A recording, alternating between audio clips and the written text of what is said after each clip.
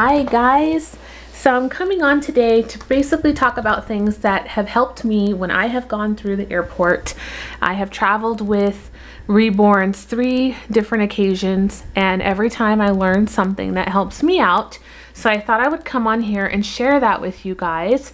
Some of you have traveled with Reborns going through the airport, going through TSA, and have your own experiences, but I just thought I would share mine and maybe help someone who hasn't gone through it and kind of calm their nerves, or if they have questions and things. I thought to do this nice little video. So okay, again, this is my things that I do. You don't have to do it exactly the way I do. You can put your own spin on it and do your things, but these are just things that I've learned that really help. First thing is first is you need to get a bag for your baby. I fly through Southwest, so my bags under the plane fly free, and I'm allowed to take on one personal and one carry-on. So I have my purse and I have my duffel bag with my Reborns, and the rest of the luggage goes under the plane. No, I have never ever put a Reborn in my luggage and they have never gone underneath the plane. I will never do that. They will always come on carry on when I take them through the airport and we have to fly. I will never put them underneath the plane. Too much risk. They could get damaged. What if your luggage was lost? I mean, there is so many things that could go wrong. And you guys, if you have flown, you have seen them throw the luggage, and it's not with care and ease. So yeah, they will always go on the plane with me. I have never taken a baby, I've never walked a baby on an airplane. They've always been in the bag. There's just too much for me to do going through TSA, you know, going through, you know, just getting onto the plane and getting your tickets out, your boarding passes and stuff. So I just put them in the bag and I don't have to worry about it. And I don't have to fumble around trying to hold a baby and get my boarding pass out. I just find it easier putting them in a bag. So the bag that I used when I went to Denver, when I went to the Rose Doll Show, was this one here. It's a nice duffel bag.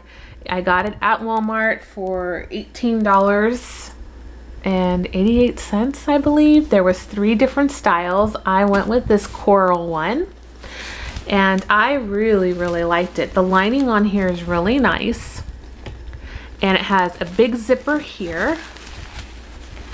Nice big zipper with a nice big pocket, and it has 2 side pockets here for your cell phone, or maybe a chapstick or hairbrush for the babies. I really liked it, and it had nice handles. That's what really sold me. It was really sturdy, and that's what I wanted, because God forbid I'm, you know, carrying the babies to the airport and the handle breaks. That would be a nightmare. I just found this worked better for me. Of course, it's your decision on what bag you choose if you want to use. I know some people have luggage that comes in a set and you can use a smaller suitcase. That's up to you too. I've never used that personally. I've always just used a duffel bag, and that works for me, but it's your choice. Second thing is you just need to decide on what size baby you're going to bring. This duffel bag here is 19 inches long, 13 inches high, and it fit 2 newborn size 20-inch long babies in this bag. So that just lets you know how awesome this bag is. If you are bringing a 0 to 3 month baby, I would say that's all you're going to get in here. It would be a really tight fit if you put a 0 to 3 and a newborn in there. If you're bringing a toddler would definitely fit in here, maybe a little tight, but I think it could work as well. Just depends on how big the toddler is. And yeah, I think that's about it as far as the bag goes, and then you deciding on what size baby you're gonna bring. Another handy thing that I like to do is I like to bring a sample of what is inside of my babies. I'm fortunate enough to have glass beads on hand and polyfill and poly pellets, because I like to reweight my babies if they don't feel right when I get them from the artist. That's just me. So I've been in the hobby long enough where I feel comfortable taking my babies apart. And I also take the business card of the babies that I brought.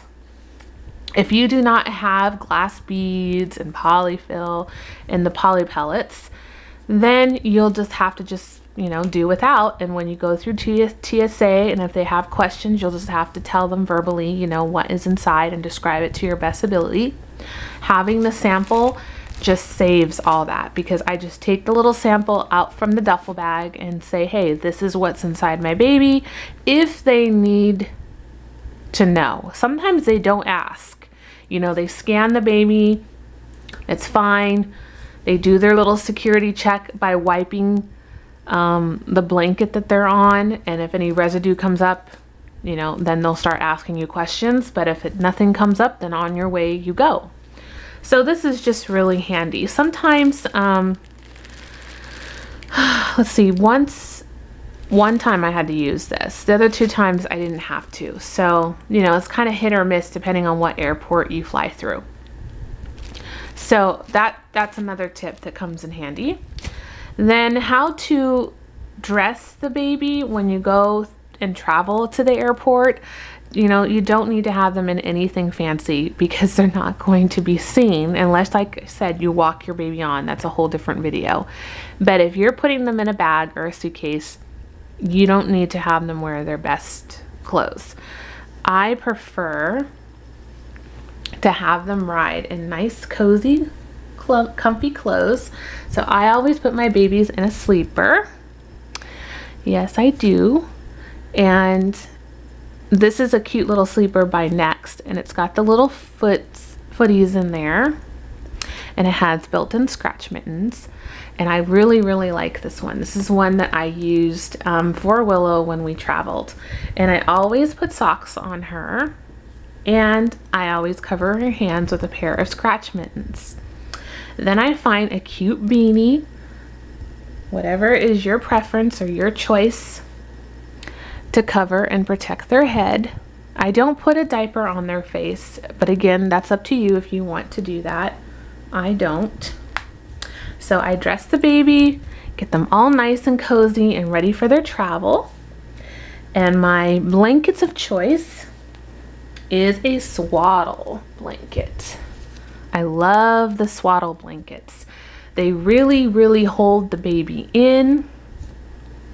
And I just like how it covers their feet. They're all secure, wrapped nice and tight and snug.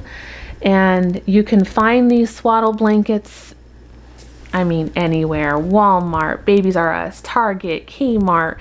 If you don't want to buy it new, you can look at Once Upon a Child, yard sales, consignment shops. You can find these swaddle blankets really anywhere. So definitely the swaddle blanket is a must-have for me. I like it. Then I get a very, very thin blanket. This is by Koala Baby. And after I swaddle the baby, I wrap the baby up inside of this blanket, and I leave a little bit of overhang to cover her face. That's it. Very, very simple. The thicker the blanket you use, the thicker and heavier it's going to be in the bag. So try to find a very lightweight blanket. You could even use a muslin blanket if you want. So those are the materials that I use to wrap the baby up. Hi Willow, you want to look at your aunties? There you go. And it really does help. So I had both babies wrapped that way, and they both were in this duffel bag. It was heavy. Even if your baby is lightweight, it's still dead weight, and it's heavy carrying it in the bag. So,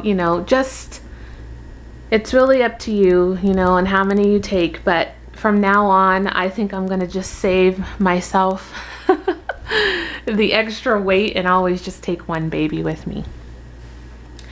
Okay, let me see. I talked about the samples, what bag I used, how I dressed them.